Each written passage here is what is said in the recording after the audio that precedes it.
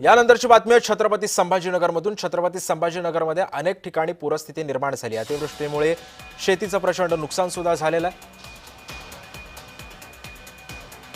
अतिवृष्टीमुळे आता याच शेतीचं नुकसान झाल्यामुळे आता शेतकऱ्यांना जे आहे ते लवकरात लवकर मदत मिळावी अशी मागणी सुद्धा केली जाते।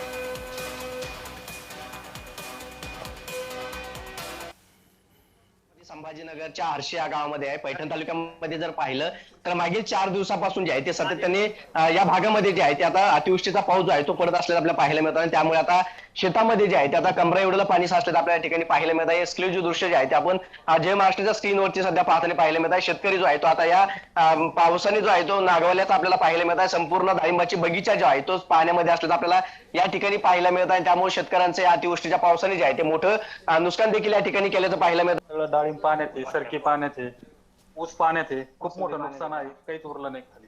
काय काय मागणी असणार शासनाकडे? शासनाकडे काही मागणी नाही आहे. भरपूर नुकसान झालेलं आहे शेतकऱ्याचं आणि त्यात समजा काही ठिकाणी रोडचे पूल वगैरे दाबले गेले, त्यातून पाणी इकडे वाहलं गेलं।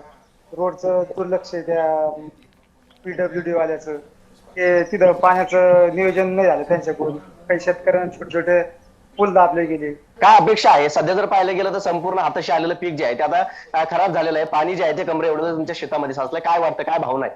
सरकारने लवकर मदत करायला पाहिजे शेतकऱ्याला, कारण बऱ्याच दिवसाचं आता पाऊस चालू आहे। पावसाने कमरे इतकं पाणी साचलंय आणि शासनाने तुरंत शेतकऱ्यावर सध्या लक्ष घातलं पाहिजे।